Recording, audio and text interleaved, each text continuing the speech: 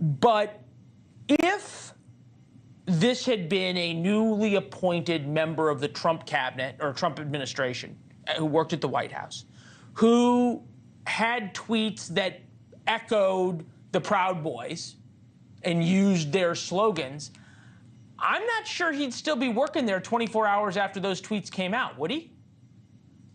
Yeah, and that's the real difference between extremism on the left and extremism on the right. Extremism on the right is very fringed, and especially when it comes to Israel, the GOP has done a very good job of keeping it that way. So have people like Charlie Kirk, who didn't allow Nick Fuentes into his Turning Points USA conference and has been very vocal in support of Israel and repeatedly made the case that the people on the right who are sort of anti-Israel, anti-Zionist, and anti-Semitic, like Candace Owens, end up becoming extremely fringe, whereas on the left, the people who are so anti-Israel to the point of anti-Semitism are completely embraced by their party. And I think that's the real difference there. And the reason for that difference, of course, is that most of the anti-Zionism in America comes from the elites. And so it's sort of mainstreamed through people with college degrees, like this Cherry guy, right? That's not unusual for somebody with a degree with multiple degrees who ends up in the kind of revolving door of progressive politics. All right, fair enough in that sense. Marjorie Taylor Greene in Space Lasers notwithstanding, she's still a member of Congress. We all remember Donald Trump after Charlottesville. Take a listen.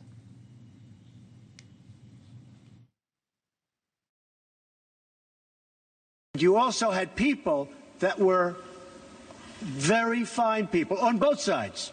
You had people in that group, excuse me, I saw the same pictures as you did.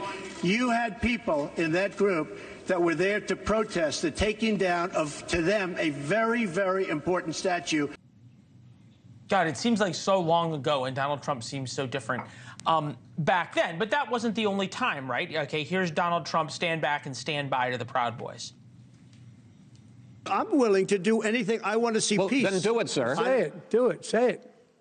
Do you want to call him? What do you want to call him? Give me a name. Give me a white name. Supremacists and who would white you like me to condemn? White supremacists and right Proud Boys, stand back and stand by.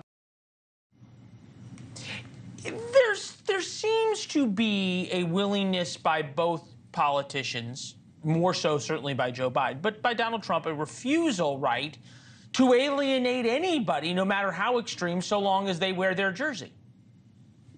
So the first clip you showed is actually a shortened clip. The longer clip, President Trump, it was very clear to say he's not talking about the white supremacists. Right, not talking about the Tiki Torch guys.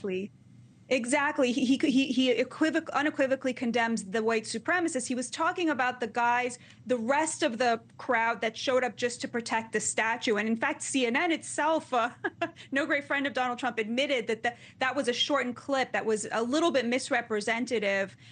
In the second one, the stand down and stand by, you know, it's unclear if he really meant that. But when Tim Scott urged him to retract it, you know, he sort of half-heartedly apologized for it. The first time he's ever apologized for anything that I've seen, actually probably the last time I've ever seen him apologize for anything.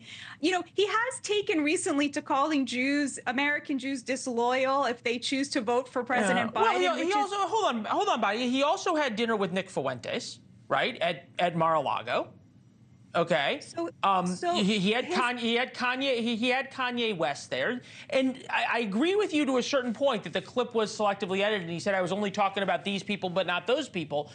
We've been very clear on this program. If you show up to a place where people are chanting "Free Palestine" and "From the river to the sea," you're pro-Hamas too. You don't get to show up to a rally where people are carrying tiki torches and shouting "Jews will not replace us" and say, "Oh, but I was there for the statues." If it's good for the goose on the left, then it has to be good for the goose on the gander on the right, correct? Well, first of all, there were two separate protests at Charlottesville, one during the day, one at night. But also, I would disagree with that. If you have 100,000 people at a protest and, you know, 100 of them start chanting "From the river to the sea," and there's people who can't even hear it, and they're there because they care about Gaza, I don't think it's fair to hold them responsible for that. If they didn't even hear it, they just showed up to say, look, I want a ceasefire. Yeah, I don't know that I wouldn't call them culpable for. These things are massive. I mean, there's hundreds of thousands of people. How could you even know what what somebody's saying on the other side of it. Thanks for watching. Go to joinnn.com to find NewsNation on your television provider. And don't forget to click the red subscribe button below to get more of NewsNation's fact-driven, unbiased coverage.